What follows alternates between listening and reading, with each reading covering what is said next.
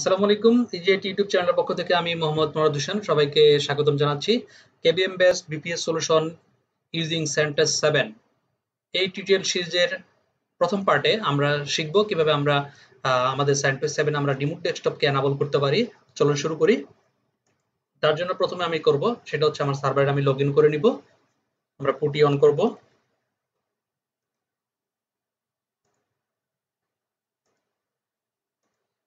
আমার server IP হচ্ছে 192.168.0.14।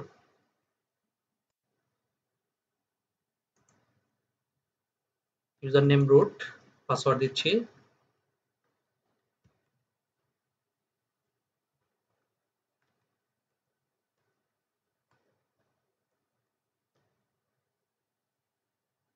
দেখেন আমি সাকসেসফুলি লগইন করতে পারলাম।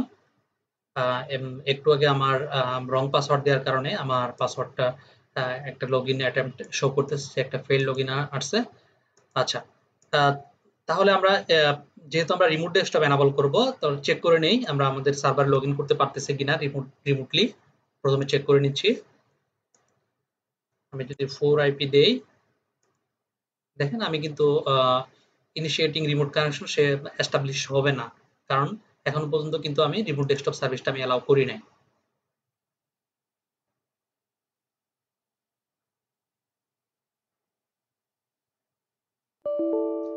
ওকে, দেখেন এটা কিন্তু আসবে না। ঠিক আছে, এটা মিনিমাইজ করে থাকুক। তাহলে আমরা রিমোট ডেস্কটপ সার্ভিসটা আমরা ইনস্টল করব এখন। তার জন্য প্রথমে আমাকে যেটা করতে হবে, আমার CentOS 7 এর লেটেস্ট ইপিএলটা আমাকে ইনস্টল করে নিতে হবে। আমরা যদি যাই, আমরা ওয়েবের সাহায্য নেই, কোনো অসুবিধা নাই। CentOS 7 EPL download. দেখেন আমার একাধিক ওয়েবসাইট শো করবে। এখান থেকে আমরা ফেডোরা প্রজেক্ট, এখান থেকে অরিজিনাল সাইট থেকে আমরা এটা নিতে পারি। সিম্পল, আমরা এটা কপি করব। কপি করে এই যে আমাদের ব্রাউজার, সরি আমাদের পুটিতে যাব, পেস্ট করব। এখানে আমরা অনলাইন থেকে সরাসরি সে ইনস্টল করে নিবে।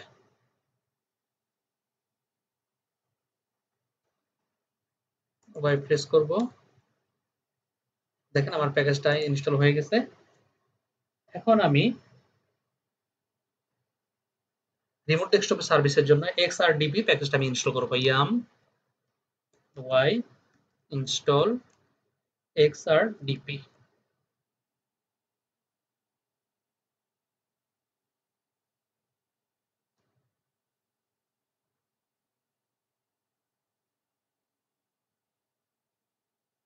ওকে, আমার সাকসেসফুলি প্যাকেজটা ইনস্টল হয়ে গেছে। এখন আমি রিমোট ডেস্কটপটাকে অন করব, স্টার্ট করব। System control start XRDP।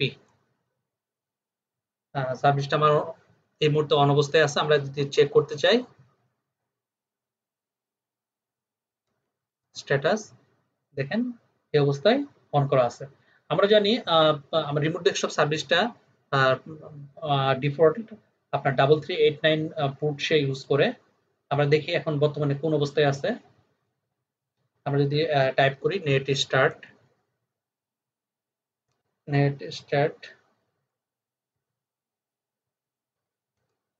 আমরা গ্র্যাব করব।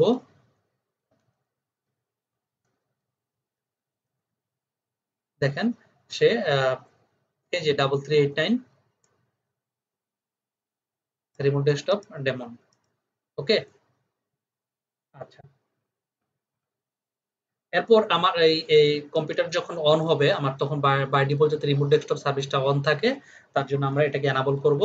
System control enable XRDP।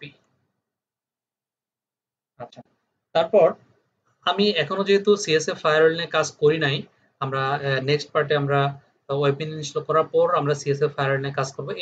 এই অপশনে আমরা জানি CentOS 7 এ বাই ডিফল্ট ফায়ারওয়াল ইনস্টল করা থাকে। আমরা এই ফায়ারওয়াল পোর্টে আমরা 3389 এই পোর্টটাকে আমরা অ্যাসাইন করে এনাবল করে দিব। দেখি আমরা লগইন করার চেষ্টা করি, লগইন হয় কিনা।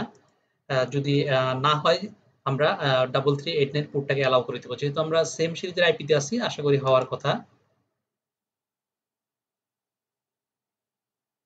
না, তবুও হচ্ছে না।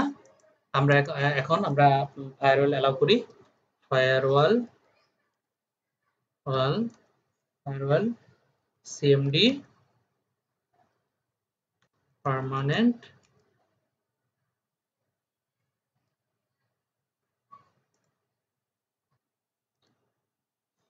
পার্মানেন্ট। এরপর হচ্ছে পোর্ট আমরা অ্যাড করে দিব, হেড পোর্ট 3389 টিসিপি কানেকশন।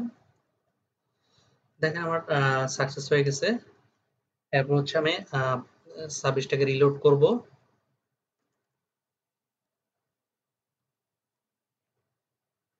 ওকে, এখন আমরা ট্রাই করি।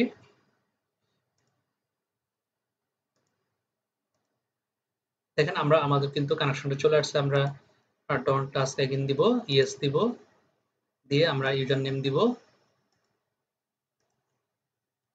রুট পাসওয়ার্ড দিচ্ছি।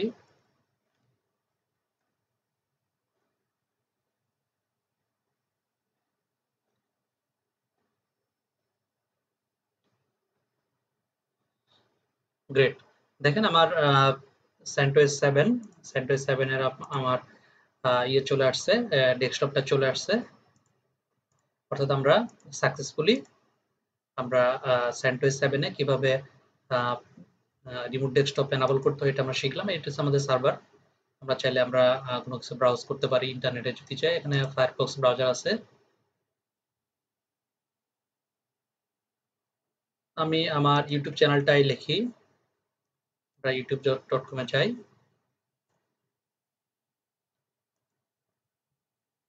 ইজিআইটি। দেখেন আমার চ্যানেলটা চলে আসছে।